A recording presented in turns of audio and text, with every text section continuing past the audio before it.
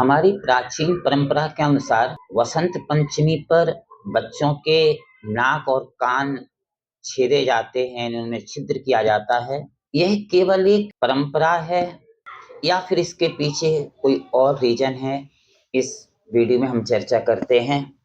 Actual में हमारी संस्कृति के अनुसार वसंत पंचमी पर बच्चों के जो कान और नाक में छिद्र किया जाता है, उसके पीछे सांस्कृतिक, धार्मिक और आयुर्वेदिक यानी वैज्ञानिक कारण भी है।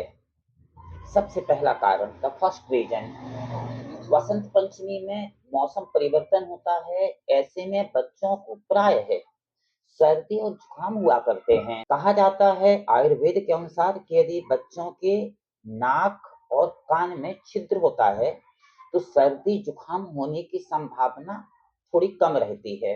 सेकंड रीजन, विशेष तौर से लड़कियों के लिए जो प्रसव काल होता है या फिर उन्हें जो मानसिक धर्म की समस्या होती है, ऐसा कहा जाता है कि अगर कान में छिद्र होता है तो इसमें के समाधान में काफी सहूलियत बच्चियों को मिलती है। तीसरा रीजन कि माँ सरस्वती, देवी सरस्वती जो ज्ञान कला की देवी हैं, उनका भी ये जन्म दिवस माना जाता है। तो चूंकि कान में छिद्र करने का मतलब है कान का शुद्धिकरण करना, क्योंकि जितना भी ज्ञान अर्जन किया जाता है ना, वो कान से किया जाता है। और नाक में छिद्र का मतलब है नाक का शुद्धिकरण करना, क्योंकि हमारे अंदर जो ऊर्जा जाती है ना, वो नाक के माध्यम से ही जाती है। तो इस दिन शुभ माना गया है कि माँ सरस्वती का दिन है, ज्ञान की देवी का दिन है। हमारे अंदर ज्ञान आए, हमारे अंदर ऊर्जा का संचार हो और हम पूर्ण रूप से, शारीरिक रूप से स्वस्थ रहें। तो यह एक परंपरा के साथ साथ एक वैज्ञानिक कारण भी है।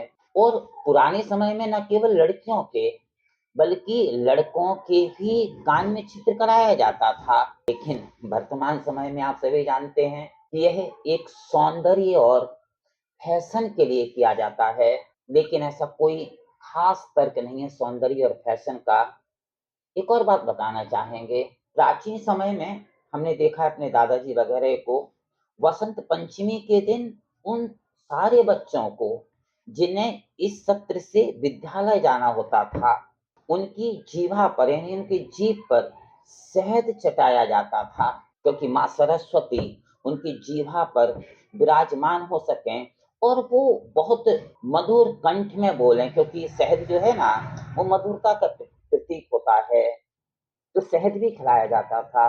और इसी दिन हम लोग जब पढ़ा करते थे तो स्लेट कहा करते थे, तो स्लेट दी जाती थी हम लोगों को पहली बार बल्टी के साथ कि आज से आप लिखना शुरू कर दिए, तो हम लोग गूंथते रहते थे। लेकिन समय के साथ इस आधुनिकता में हम इन पुरानी परंपराओं को भूल चुके हैं। आप सभी से निवेदन है कि अपनी इस भारतीय संस्कृति को, इस आयुर्वेद को, इन सभी वैज्ञानिक कारणों को अपनाते हुए आज आप अपने बच्चों का यदि संभव हो सके तो नाक और कान का छिद्रन जरूर करवाएं।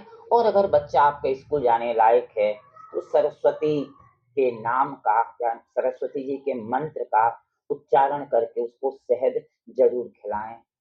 अगर इस प्रकार के वीडियो आपको पसंद आते हैं तो लाइक तो बनता है, शेयर भी बनता है।